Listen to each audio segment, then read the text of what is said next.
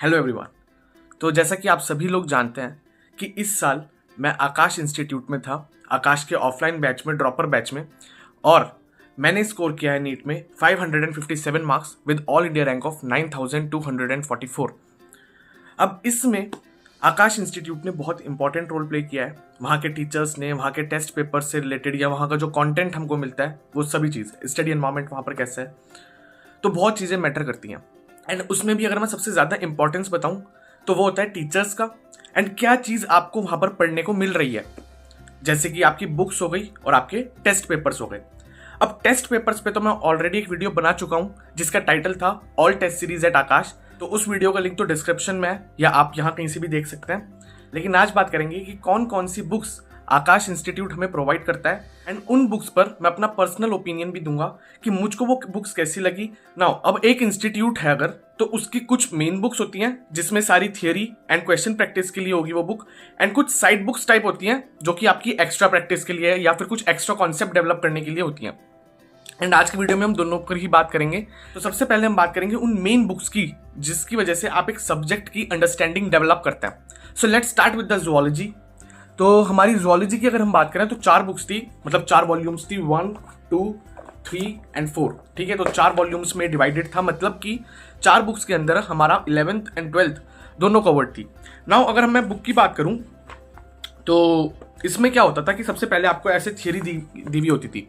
तो ये टिश्यूज वाला चैप्टर है, ठीक है, स्ट्रक्चरल ऑर्गेनाइजेशन इन एनिमल्स, तो उससे रिलेटेड जो भी थियरी है वो सब दी हुई होती थी इसमें, राइट।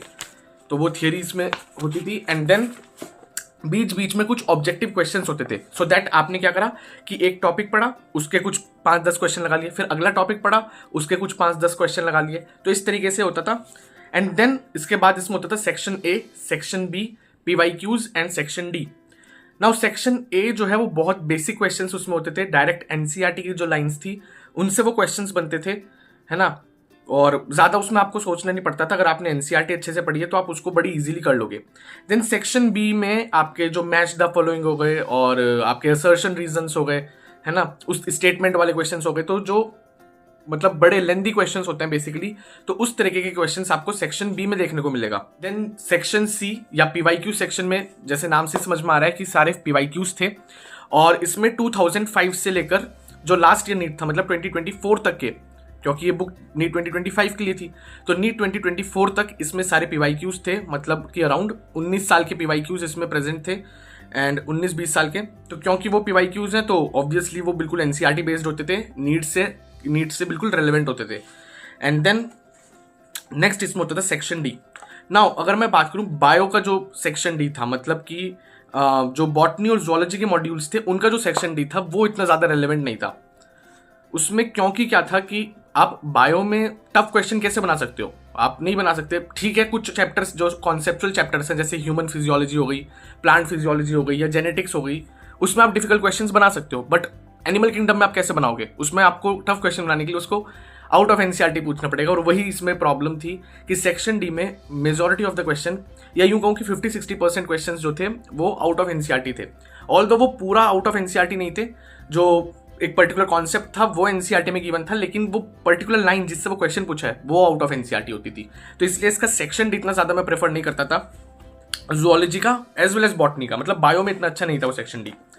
सेम अगर मैं बात करूं बॉटनी की, तो बॉटनी के भी हमारे 4 वॉल्यूम्स थे, 1, 2, 3 एंड 4, 4 वॉल्यूम्स थे 11th-12th के। एंड सेम इसमें भी वही था कि section A, section B, PYQ section, and then section D, और सेक्शन डी इसका भी इतना ज़्यादा रेलेवेंट नहीं था। नाउ जब हम मूव ऑन करते हैं केमिस्ट्री पर, तो केमिस्ट्री में जो सेक्शन डी था वो बहुत अच्छा था। इनफैक्ट वो नीट 2025 का जिस तरीके से पेपर आया उसके लिए बहुत ज़्यादा यूजफुल रहा। कहने का मतलब ये है कि मान लो आपने कोई थियरी पढ़ ली, राइट, या जैसे ऑर्गेनिक की मैं बात करूं तो ऑर्गेनिक में आपने कोई रिएक्शन पढ़ ली, तो रिएक्शन पढ़ने के बाद आप सेक्शन ए, सेक्शन बी और पीवाईक्यूज तो कर लोगे, बट हो सकता है आप सेक्शन डी के क्वेश्चंस ना कर पाओ।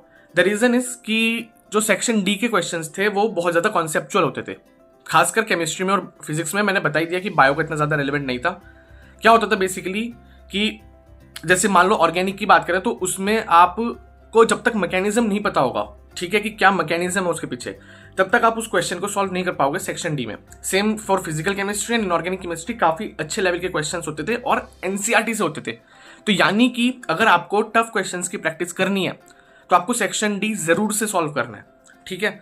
तो बस बाकी सब तो सेम बायो में और इसमें सेम था, है ना। तो बस यही था कि इसका सेक्शन डी काफी ज्यादा रिलेवेंट है। And same for the physics.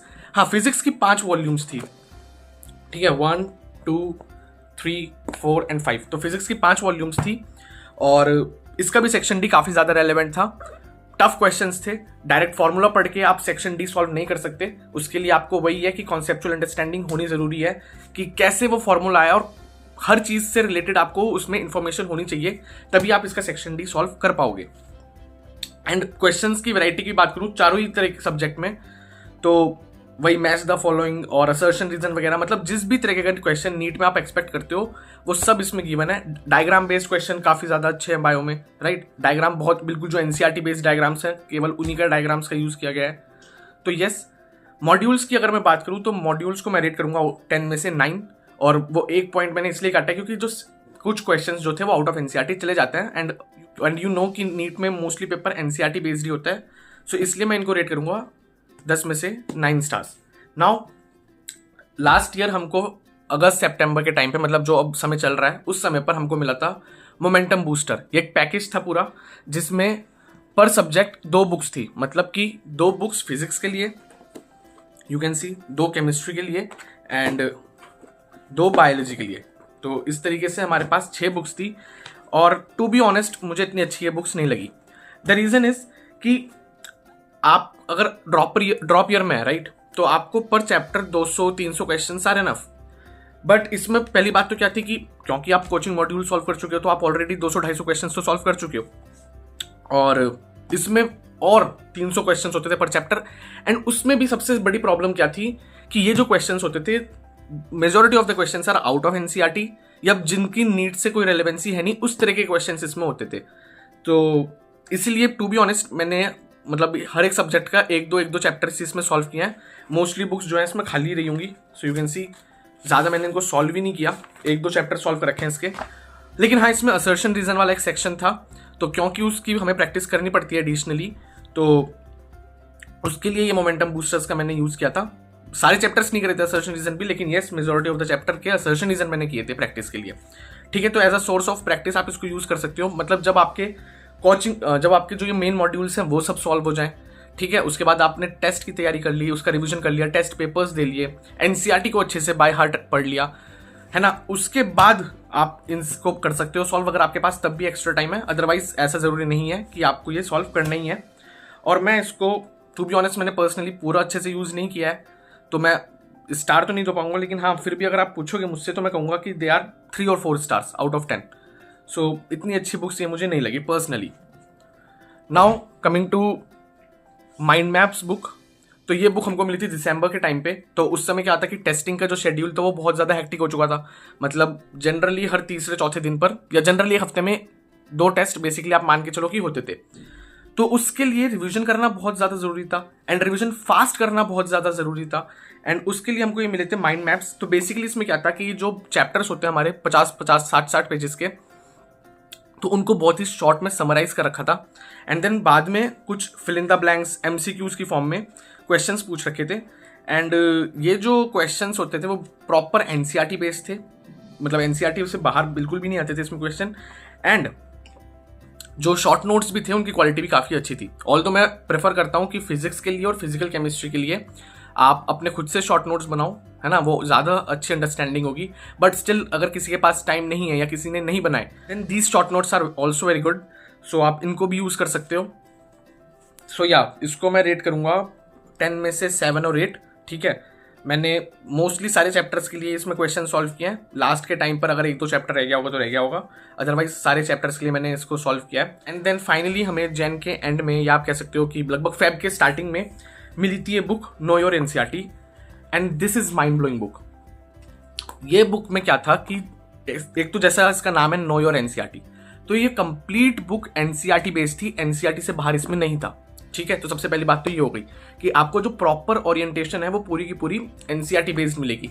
Second thing इसमें कुछ ऐसे क्वेश्चंस होते थे कि मान लो आपने जैसे एनसीईआरटी पढ़ ली, बट हो सकता है कि वो लाइन आपने अच्छे से नहीं समझी, तो वो क्वेश्चन वो इसी हिसाब से बनता था कि हो सकता है कि आपने वो पर्टिकुलर लाइन मिस कर दी हो। ठीक है, जो इन बुक्स को बना रहा है ऑब्वियसली उनके पास कई साल का एक्सपीरियंस है, तो उन्हें पता है कि कौन सी लाइन बच्चा अच्छे से पढ़ेगा और कौन सी नहीं पढ़ेगा।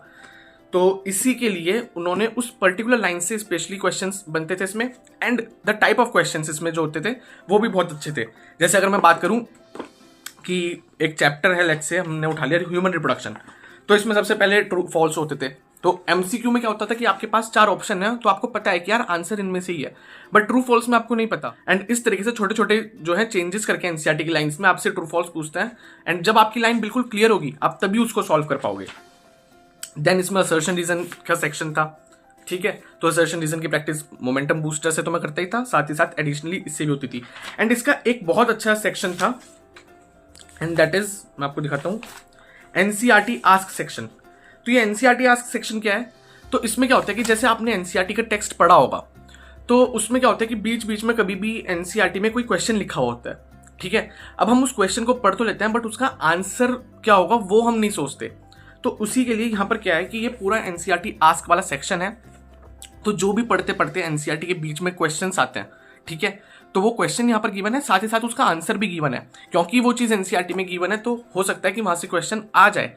तो उस चीज को कवर करने के लिए यहाँ पर उस सेक्शन को दे रखा है, और ये सेक्शन बहुत अच्छा था। मतलब आप एक तरीके से पूरी एनसीईआरटी को समझ रहे हो। ठीक है, क्योंकि सबसे पहले आपने ट्रू फॉल्स करे तो वो भी एनसीईआरटी की लाइन सी बने, देन आपने एनसीईआरटी से आस्क का सेक्शन करा तो ये क्वेश्चंस भी एनसीईआरटी से, एंड देन इसमें ये चेक योर अंडरस्टैंडिंग वाला सेक्शन था।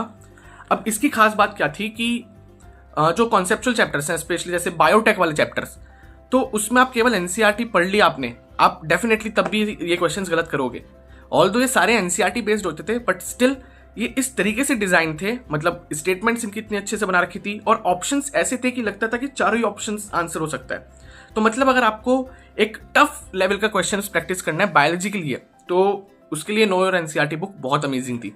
साथ ही साथ जैसे फिजिक्स में भी मैंने बता रखा है कि थ्योरी पोर्शन के लिए आपको जो NCERT summary points to ponder पढ़ने होते हैं, तो उन्हीं पॉइंट्स को फिजिक्स में, जो फिजिक्स की नो योर एनसीईआरटी थी उसमें गिवन थे ये ट्रू फॉल्स की फॉर्म में, फिल इन द ब्लैंक्स की फॉर्म में, तो थियोरेटिकल पार्ट यहाँ से कवर हो जाता था। So these are the books जो कि आकाश में हमें एक साल में मिली हैं, है ना। और नाउ एक चीज़ कि हो सकता है कि आपके पास ये मॉड्यूल्स हैं तो आप लगाइए, या हो सकता है कि आपके पास किसी और कोचिंग के मॉड्यूल्स हो, तो दैट्स परफेक्टली फाइन, आप उसको भी सॉल्व कर सकते हो। या हो सकता है कि आपके पास कोई मॉड्यूल ना हो, आप किसी ऑनलाइन प्लेटफॉर्म से सॉल्व करते हो क्वेश्चन, तो वो भी सही है। या आपके पास कोई और बुक है जैसे फिंगर टिप्स वगैरह, आप उससे सॉल्व करते हैं, तो वो भी बिल्कुल सही है। कहने का मतलब यह है कि आपके पास चाहे कोई भी कोचिंग का मॉड्यूल हो, चाहे आपके पास कोई ऑनलाइन प्लेटफॉर्म हो, कोई और क्वेश्चन बैंक हो, आपको मेन चीज़ क्या करनी है, क्वेश्चन प्रैक्टिस। एंड वो चीज़ बहुत ज़्यादा ज़रूरी है, चाहे आपके पास कोई सा भी मॉड्यूल हो। ठीक है, वो फिर मैटर नहीं करता। और ये कोई स्पॉन्सर्ड वीडियो वगैरह नहीं थी, मैंने बस ये बताया कि जो मैंने इस साल सॉल्व किया है और मेरा क्या पर्सनल ओपिनियन था उनसे रिलेटेड, वो चीज़ मैंने इस वीडियो में बात की है, राइट। लेकिन वही चीज़ है कि मेन हमारा क्या होता है कि हम क्वेश्चन प्रैक्टिस करें, और वो आप कहीं से भी कर सकते हो। सो या दैट्स इट फॉर टुडे, और मिलते हैं नेक्स्ट वीडियो में। This is Akshat Gupta signing off.